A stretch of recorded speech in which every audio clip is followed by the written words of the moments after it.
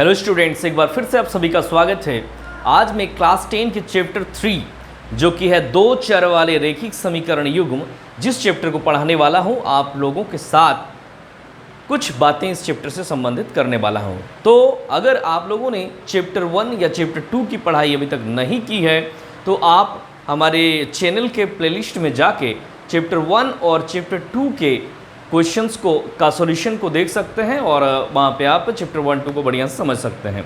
आज हम लोग बात करेंगे चैप्टर 3 के बारे में। तो चलिए सबसे पहले समझ लेते हैं कि दो चर वाले रैखिक समीकरण युग्म आखिर होता क्या है।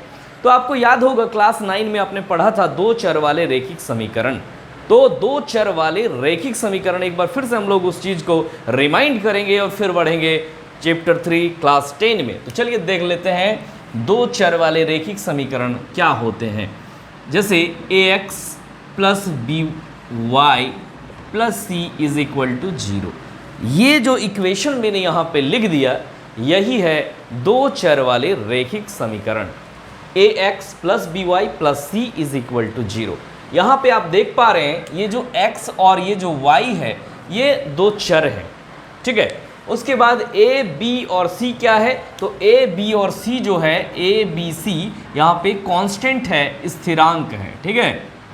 अचर राशि जिसको हम लोग कह सकते हैं, स्थिरांक या फिर अचर हम लोग यहाँ पे इसको कहेंगे। और x, y क्या हो जाएगा, चर राशि हो जाएगा। तो इस तरह से हम लोगों ने इस चीज़ को समझ लिया और दो चर वाले रैखिक समीकरण का जो जनरल फॉर्म है वो इस तरह से लिखा जाता है। तो ये तो कुछ इसका बेसिक चीज़ था। अब इसमें जैसे a क्या है, तो यहाँ पे हम लोग x का गुणांक a को कहते हैं। x का गुणांक क्या है, तो a है। y का गुणांक क्या है, b है। और इसको हम लोग कांस्टेंट टर्म कहेंगे या फिर अचर पद कह सकते हैं, ठीक है।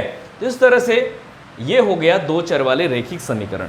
लेकिन यहाँ पे हम लोग पढ़ने क्या वाले हैं, दो चर वाले रैखिक समीकरण युग्म। एक वर्ड इसमें ऐड हो जा रहा है, युग्म। युग्म मतलब होता है जोड़ा। तो यहाँ पे जो हम लोग पढ़ेंगे क्लास 10 में उसमें एक एक नहीं, हमेशा प्रत्येक प्रश्न में दो चर वाले रैखिक समीकरण का दो समीकरण का डील करेंगे, दो समीकरण को डील करेंगे एक साथ। और जब दोनों समीकरण आप लोगों ने पहले ही पढ़ा है क्लास 9 में, कोई भी दो चर वाले रैखिक समीकरण क्या निरूपित करता है, तो जब हम लोग इसको ग्राफ में निरूपित करते हैं, ग्राफ के द्वारा इसको निरूपित किया जाता है कोई भी समीकरण को, दो चर वाले रैखिक समीकरण को, तो वो एक रेखा को निरूपित करता है, ठीक है। तो किसी भी तरह का रेखा जो है यहाँ पे बन सकता है, वो डिपेंड करेगा कि एक्स वाई का गुणांक क्या है और अचर पद क्या है, किस प्रकार का वो समीकरण है, ये निर्धारित करेगा कि उसका किस तरह का ग्राफ बनेगा। लेकिन ग्राफ जो भी बनेगा वो एक रेखा ही होगा। तो इस तरह से जब हमने किसी भी क्वेश्चन में कोई भी दो रेखा लेंगे तो किस तरह का ग्राफ बन सकता है, तो ग्राफ जो बनेगा वो या तो इस तरह का होगा और एक मान लीजिए इसके साथ ऐसे चला गया। यहाँ पे देख पा रहे हैं कि ये दोनों पैरेलल है, एक तरह से समांतर है। तो समांतर जब रेखाएं होती हैं तो एक दूसरे से कभी भी टच नहीं करती है, प्रतिच्छेद नहीं करती है, ये कंडीशन बन सकता है। या फिर हो सकता है कि दोनों रेखाएं जो है एक दूसरे को काटे इस प्रकार से, तो प्रतिच्छेदी रेखा कहेंगे इसको। अगर ये दोनों रेखाएं एक दूसरे के ऊपर से जाए, मान लीजिए पहली रेखा ये है, ये पहली रेखा है और दूसरी रेखा भी इसी के ऊपर से जा रही हो, तो उसको हम लोग संगामी रेखा कहेंगे, ठीक है। तो एक तरह से पहला प्रतिच्छेदी रेखा क्या हो गया, जब एक दूसरे को काटता हो। संगामी जब एक रेखा के ऊपर दूसरी रेखा हो।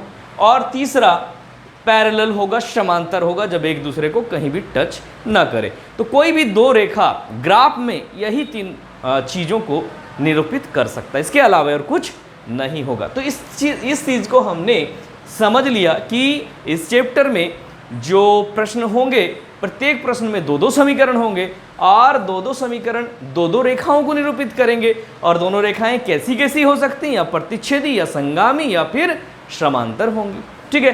तो अब हम लोग यहाँ पे देख लेंगे, ये तो एक समीकरण जब रहे तो इस तरह से लिखते हैं, दो समीकरण अगर रहेगा तो वही चीज़ हम लोग इसको a1 कर देंगे, b1 और c1 कर देंगे और ये समीकरण एक हो जाएगा। उसी तरह से दूसरा समीकरण a2x हो जाएगा, b2y हो जाएगा और c2 इक्वल टू 0, ये समीकरण 2 हो जाएगा। ठीक है, इस तरह से दो समीकरण दिए हुए रहेंगे। यहाँ पे a1 b1 और c1 a2 b2 c2 का कोई भी मान, कोई भी नंबर इसके बदले रह सकता है।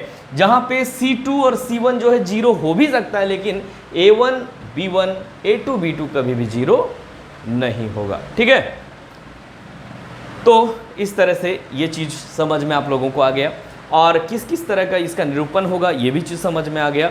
अब हम लोग देख लेंगे, ग्राफीय रूप भी आप लोगों ने समझ लिया है। अब आगे हम लोग देखेंगे इसका बीजगणितीय रूप कैसे होगा और किस तरह से समझेंगे बीजगणितीय रूप में कि ये रेखाएं समपाती हैं, कि ये रेखाएं समांतर हैं, कि ये रेखाएं प्रतिच्छेदी हैं। तो उसके लिए जो कंडीशंस है, पहला कंडीशन होता है a1 by a2 is not equal to b1 by b2। ऐसा अगर कंडीशन हो तो हम लोग कहेंगे कि ये जो रेखाएं हैं, ऊपर दी गई रेखाएं प्रतिच्छेदी रेखाएं हैं। ठीक है, इसको कहेंगे प्रतिच्छेदी रेखाएं। आगे दूसरा कंडीशन क्या बनता है, तो a1 by a2 is equal to b1 by b2 is not equal to c1 by c2। ये कंडीशन अगर हो तो हम लोग कहेंगे कि रेखाएं कैसी है, तो रेखाएं समांतर हैं। ठीक है, इन चीज़ों को आपको हमेशा याद रखना है, रेखाएं समांतर हो जाएंगी। आगे हम लोग देखेंगे तीसरा कंडीशन जो उसमें बनता है वो होता है a1 by a2 is equal to b1 by b2 is equal to c1 by c2। ये कंडीशन अगर हो जाए, तीनों अनुपात, तीनों जो ये कौन सा क्या चीज़ है, किस चीज़ का अनुपात है, तो ये जो गुणांक दिया हुआ है x और y का, उसका अनुपात है। और ये अनुपात से हम लोग बता सकेंगे, बीजगणितीय रूप से बता सकेंगे कि रेखाएं किस प्रकार की होंगी, प्रतिच्छेदी होंगी, समांतर होंगी या संगामी होंगी। तो इन चीज़ों को आपको हमेशा याद रखना है। रेखाएं कैसी होंगी, संगामी रेखाएं होंगी, मतलब एक रेखा के ऊपर दूसरी रेखा होगी।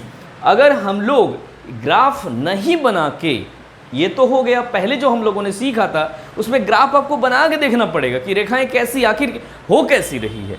और अगर हम कहें कि ग्राफ नहीं बनाना है आपको, और आपको सिर्फ ये समीकरण देख के ही, ये समीकरण का जो गुणांक है उसका कंपेयर करके ही, उसका अनुपात निकाल के ही आपको बता देना है कि रेखाएं कैसी होंगी, प्रतिच्छेदी, संगामी या फिर समांतर, तो आप इन चीज़ों को याद रखेंगे और इसी से आपको आंसर की पुष्टि हो जाएगी। तो चलिए एक प्रश्न लेते हैं और इसको बढ़िया से समझते हैं कि आखिर कैसे समझ में आ जाएगी कि रेखाएं इसमें। ये तो चीज़ आप लोगों को क्लियर हो गया होगा कि कोई भी दो चर वाले रैखिक समीकरण जो है किसी एक रेखा को निरूपित करती है। यहाँ पे दो समीकरण होंगे, इसलिए दो रेखाएं होंगी। अब रेखाएं कैसी होंगी, ये तीनों में से कोई एक होंगी।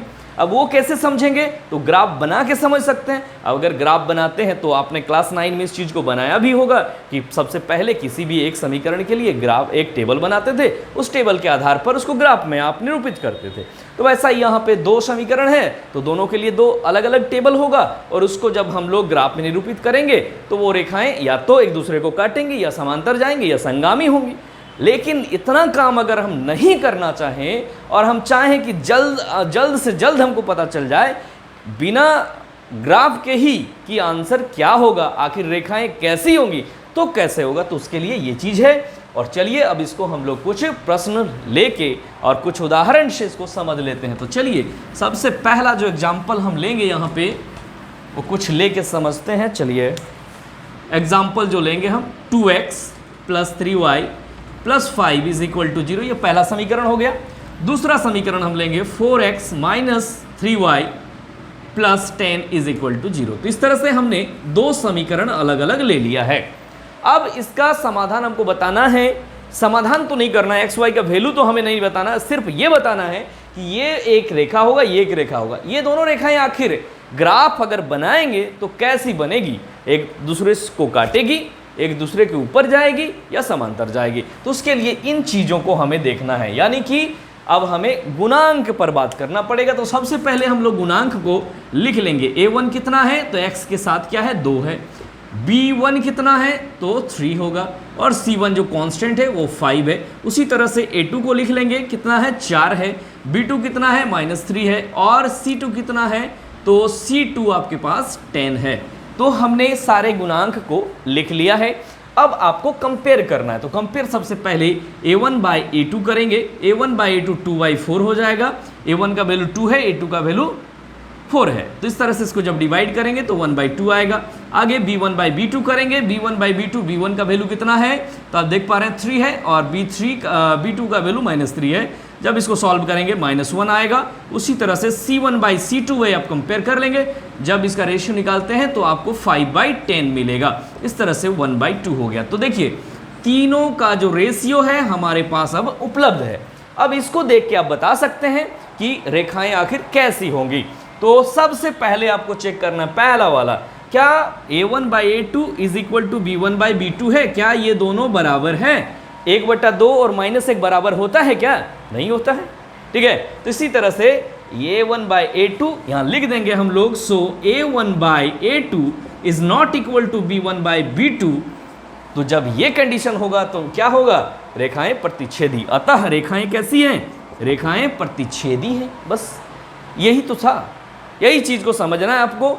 अब इसके बाद क्या रह गया? अब इसको सॉल्यूशन करना है, सॉल्व करना है, एक्स वाई का वैल्यू निकालना है। तो जो समाधान करने का तरीका है उसमें एक्स वाई का वैल्यू निकलेगा या फिर जो भी चर राशि दिए हुए रहेंगे उसका मान निकलेगा। उसके लिए 4 मेथड है। सबसे पहला है ग्राफी विधि, दूसरा है प्रतिस्थापन विधि, विलोपन विधि और वज्रगुणन विधि। ये 4 मेथड है। इस 4 मेथड में से जो आपको अच्छा लगे उसमें आप एग्जाम में बना सकते हैं, बशर्ते एग्जाम हॉल में क्वेश्चन में ये मेंशन ना किया रहे कि किस विधि से क्वेश्चन को सॉल्व करना है, ठीक है।